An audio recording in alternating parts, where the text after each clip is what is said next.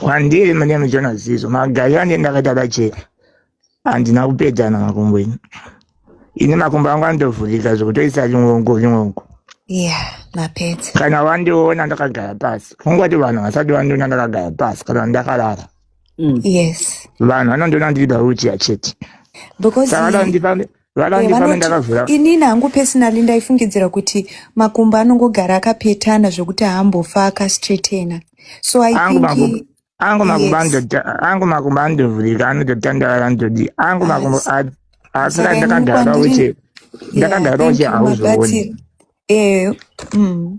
ndabatsirika chaizvo because I think ndo pamwe panga paine mibvunzo yevanhu kuti vanenge vachiti munhu akagara pamusoro chero akanzi auye uzogara pamusoro penyu pamwe mabvi anogona kunge achimubaya kana kuti chino nechino but ndaunderstanda kuti 1 mnengo kana ichishanda 2 muviri uchitombotwasanuka saka obvious basa rinotorohwa.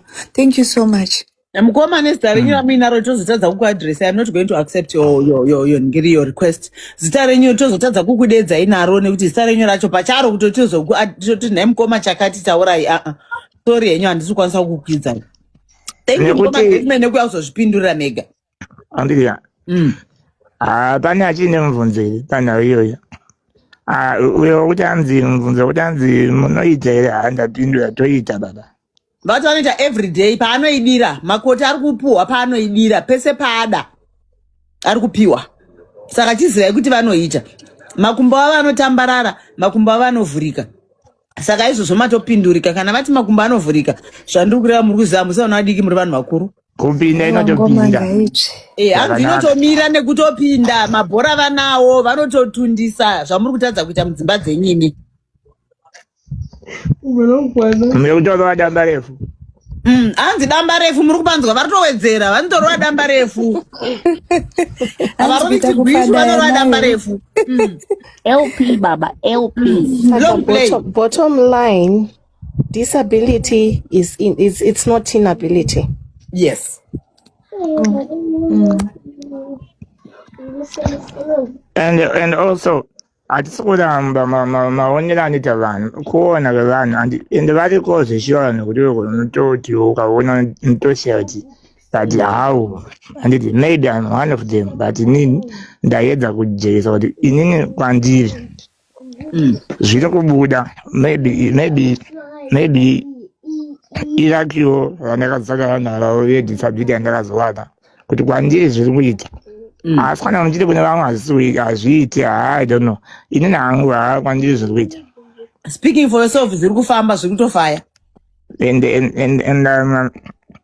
ndaona madhamu yangu iri vanaba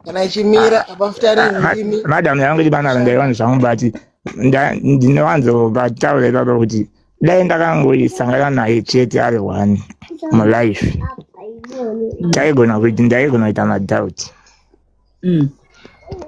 but I dated her ndiri mukomana ndaitovawo nevasikana vaitosvika 4-5 mazuva iyayo iye ndiye akazongochigwina chete akatomundibata